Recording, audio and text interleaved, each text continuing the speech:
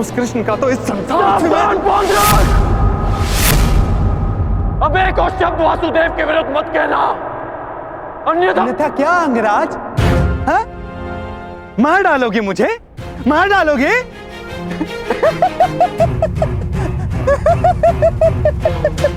दुर्योधन, तनिक देखो, देखो तुम्हारी सेना का ये वीर कहीं वास्तविकता में उस छलिए का गुप्तचर तो नहीं है? छलिए और बहरूपिये तो तुम हो पौंड्रक। कुछ ही क्षणों में तुम्हारी वास्तविकता मेरे समक्ष आ गई है। तुम मेरी चिंता करनी छोड़ो, केवल अपनी चिंता करो। तुम केवल एक बड़बोले ढोंगी हो जो वासुदेव होने का स्वांग रचा कर बैठे हो। मौन रहो दुस्साहसी, मौन!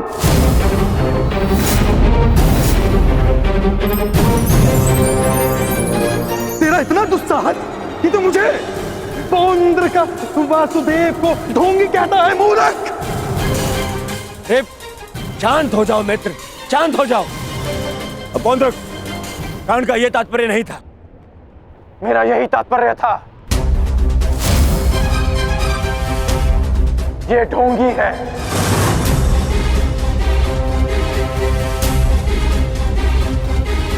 यदि तुम वास्तव में वासुदेव हो तो मुझे निशस्त्र करके दिखाओ। मैं तुम्हें चुनौती देता हूं। पौंद्रक वासुदेव को चुनौती?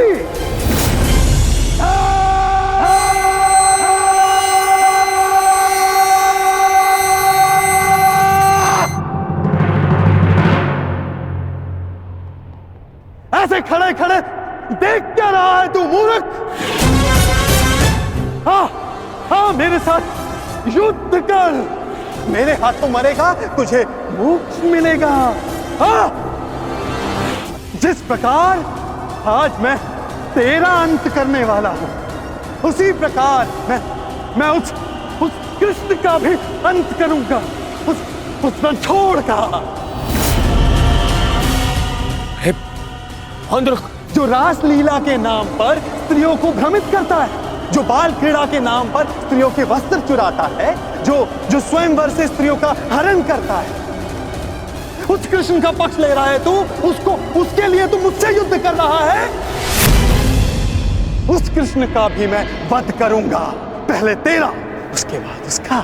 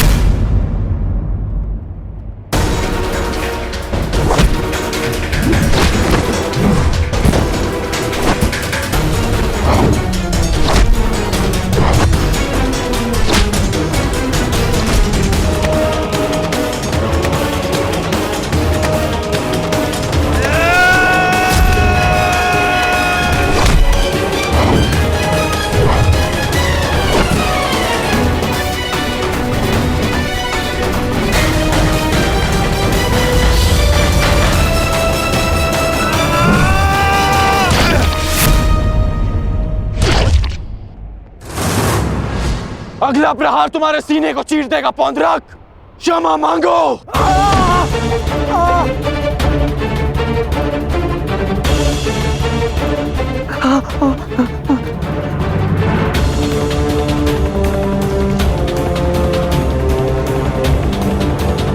अब बोलो, क्या कह रहे थे तुम?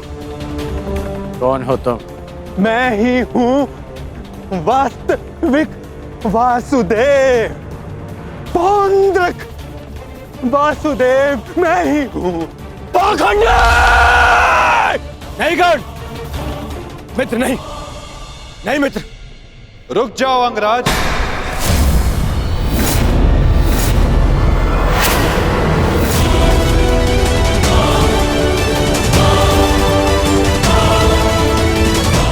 तुम्हारे पाप का घड़ा भरता जा रहा है पौंड्रक। अब मेरा स्वांग रचना बंद करो। चुप कर छलिया कृष्ण। तू ढोंग, तू छलिया मुझे बताएगा कि अब मुझे क्या करना चाहिए और क्या नहीं। जो तुझे देव मानते हैं ना, वो सब दृष्टिहीन है और बुद्धिहीन भी। परंतु मैं नहीं हूं। अपने सहयोगियों को धैर्य की महिमा समझाओ दुर्योधन। युद्ध प्रारंभ होने में अभी समय शेष है और समय से पूर्व युद्ध को आमंत्रण देना सर्वनाश को आमंत्रित करने के समान होता है दुर्योधन। क्योंकि इस समय मैं अस्त्र ना उठाने के लिए बंधित नहीं हूं। मनुष्य को खाई में गिराने के लिए उसका केवल एक पग पर्याप्त होता है पौंड्रक। अभी अभी मैंने कर्ण को रोककर तुम्हें मृत्यु के मुख में जाने से रोका है। कदाचित तुम्हारा अगला पग तुम्हारा अंत ना रोक पाए पौंड्रक।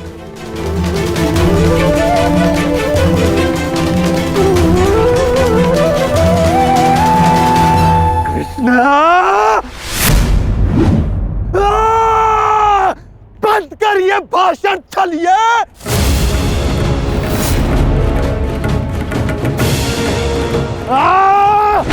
छलिए पाखंडी, आज मैं तेरा अंत करके ही रहूंगा कृष्ण।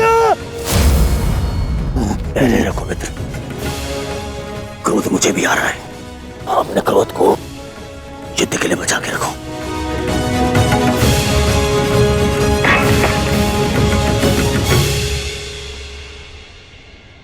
ठीक कहा वासुदेव, युद्ध होगा, परंतु उचित समय पर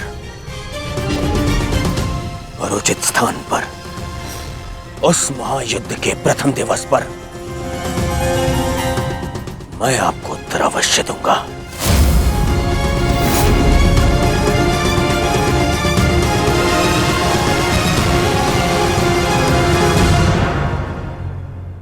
तुम्हें ऐसा क्यों लगता है मित्र? नारायणी सेना दुर्योधन के अधीन होने से उसकी शक्ति में वृद्धि अवश्य हुई है। तुम्हें नहीं लगता कि अर्जुन ने भूल की? क्या मिला उसे निहत्थे कृष्ण को चुनने से? जिसके हाथ के संकेत से सृष्टि बनती है और बिगड़ती है, वो कैसे निहत्था हो सकता है वासुदेव? परंतु सत्य ये भी है मित्र कि मेरे युद्ध में उपस्थित रहने पर भी मैं युद्ध नहीं करूं, तो फिर मुझसे किसी को क्या हानि और क्या लाभ? सबसे बड़ा अस्त्र तो आप चला चुके हैं, स्वयं को दुर्योधन के विपक्ष में रखकर। आप ही कहते हैं ना कि निर्णय ना लेना भी कभी कभी सबसे महत्वपूर्ण निर्णय होता है, कि हम पक्ष ना चुनकर भी कभी कभी पक्षपात कर जाते हैं, भले ही संसार ना देख पाए। परंतु मैं जानता हूं कि आपने पक्ष लिया है वासुदेव।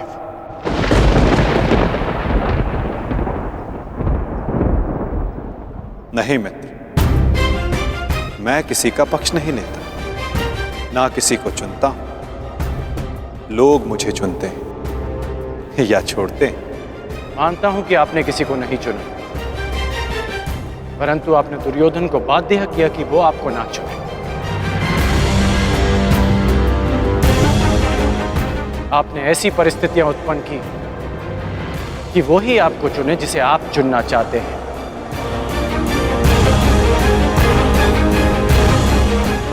क्या ये एक प्रकार का पक्षपात नहीं वासुदेव? तुम्हारी यही प्रवृत्ति मुझे भाती है मित्र, और तुम्हें सबसे भिन्न बनाती। तुम बुद्धिमान हो और स्पष्टवादी भी।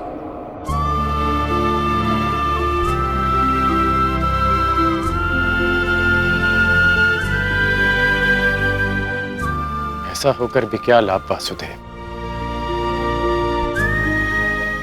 जब मैं आपका साथ ना पा सका।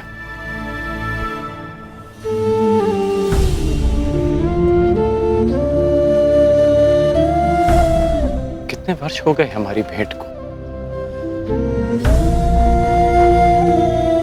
जब से हम मिले हैं हमारे पक्ष सदा भिन्न थे, परंतु हमारी सोच एक थी वासुदेव। फिर आपने ऐसा क्यों किया? मैंने ऐसा क्या किया मित्र?